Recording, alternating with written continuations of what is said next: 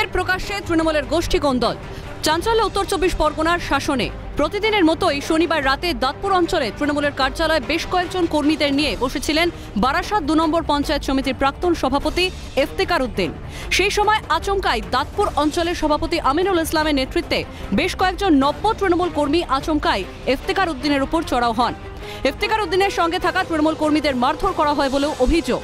হুমকি দেওয়া হয় তাদের। থানায় লিখিত অভিযোগ দায়ের প্রবীণ তৃণমূল নেতা ইফতেখার উদ্দিনের।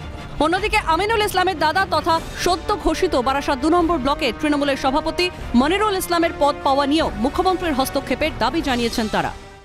সে আমাকে ধমক চমক এইসব দিয়ে আমাকে স্তব্ধ করে দেওয়ার চেষ্টা করেছিল।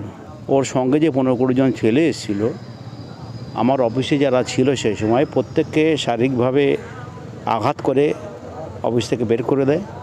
কার নেতৃত্বে হচ্ছে এটা আমিনুল ইসলাম, অঞ্চল প্রেসিডেন্ট দাঁতপুর।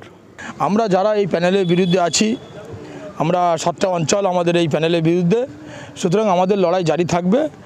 আর আমি এইটি আশ্চর্য যে যারা দল করেছে তাদের হুমকি দিচ্ছে সিপিএমদেরকে নিয়ে, এটাই ব্যাপার।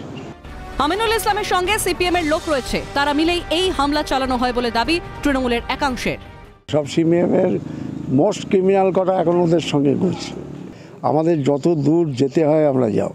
দলকে জানিয়েছেন ব্যাপার? হ্যাঁ, দলটা আমরা থানায় জানালাম। তাকে বলা হয়েছে যে তুই অন্য অঞ্চলের লোক এই অঞ্চলে কেন আসিস, আসবি না বলে তাকে গলা ধাক্কা দিয়ে নামিয়ে দেওয়া হয়েছে।